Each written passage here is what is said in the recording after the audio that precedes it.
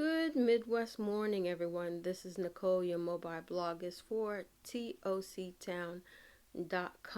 And yesterday I featured the bag that I'm going to be using for my in studio sessions as well as my winter workshops. So, this is the package that I had in the front pocket. And if you want to watch the video first, then go ahead and do so.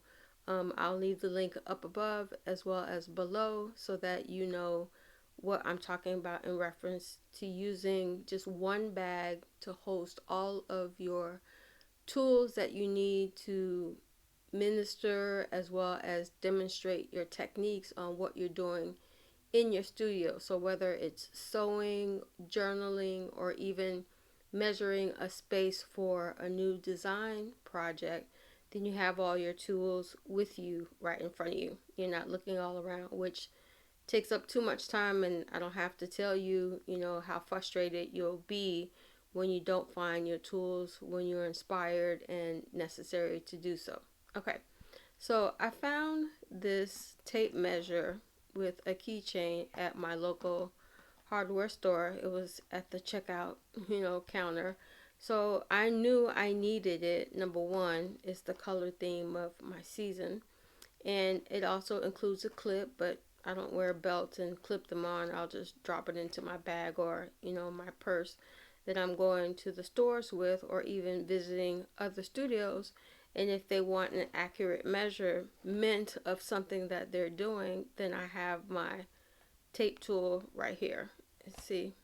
What I love about this, that those of you that remember the Stanley tools, I think they're still around.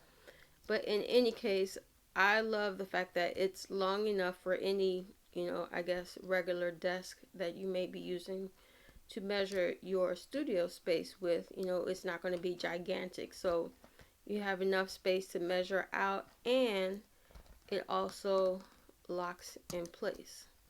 So therefore, if I want to get an idea of, calculating the area space that I'm using, I can think about it, the length, the width, as well as the depth of the decisions that I need to make. So, and I think I've commented on my channel before how it's so frustrating when you don't have the measurements of something and you're doing a guesstimate and you don't have a pen to write it down, all of that.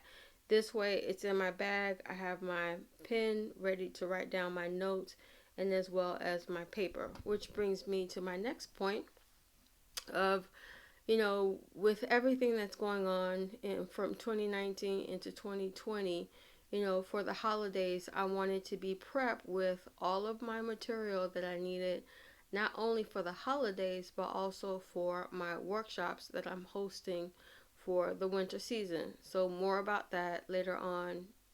If you subscribe to my channel, then of course you'll be updated as soon as I release the dates as well as the creative content that I'm going to cover. So I'm going to try to do this one-handed, but pretty much I ordered extra sheets for my planning and pockets binder. So that way I'll have a system to just do a daily, because the flip through that I did, I don't know if you saw that either, but I'll also include that link up in the comments above as well as in the description below. And pretty much I know I'll never do this thing again. Pretty much that way, when I print out my DIY inserts for whether it's a journal or a planner, then I have extra pages for journaling as well as writing down my ideas, my thoughts, concerning a certain project. And if you're familiar with just, getting an inspired idea right then and there and not writing it down when you should have, you know the feeling of trying to remember what thought you understood or heard, then not having the ability to write it down. So I'm just going to dig in and pull out the inserts. I'm not going to pull out the invoice. So, ta-da! They are from So Much Crafting. And of course, she puts them in a protective plastic as well as paper band. So pretty much I'm going to try and take this plastic off as well. I thought they were going to come without the plastic on top, but that's okay.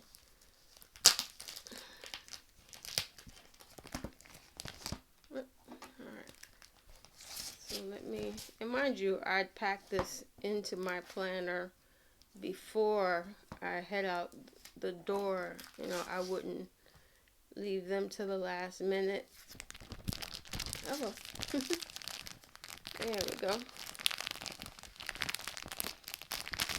But those that have subscribed to my channel know that I really appreciate the wider grid pattern, which I think this is 5 mm. So, and I usually deal with 3 mm.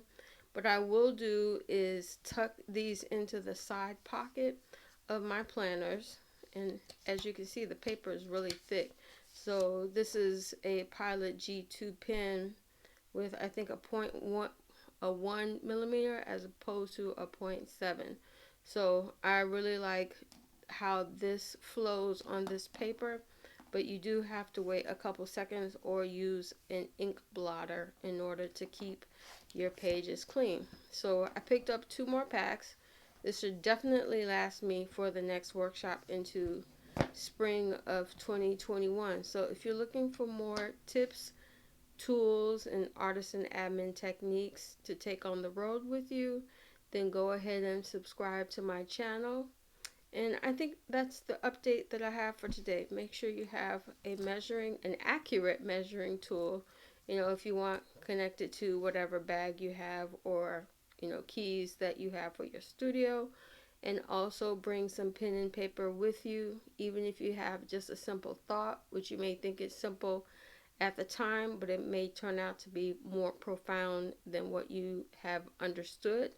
Then have your paper already ready, no matter what size. I just choose pocket because it's easy for me to carry around, as well as tuck all of my, you know, information that I need while I'm in the studio.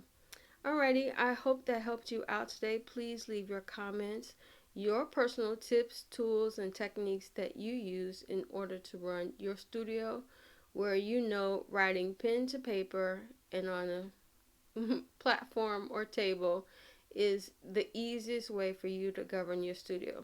If you need any help, feel free to direct message me, and or leave your comments down below. That's fine too. But I'm also available at toctown.com, and you can sign into the guest guide. Alrighty, I'm Nicole. Your mobile blog is for toctown.com. Until we meet online or face to face, be blessed.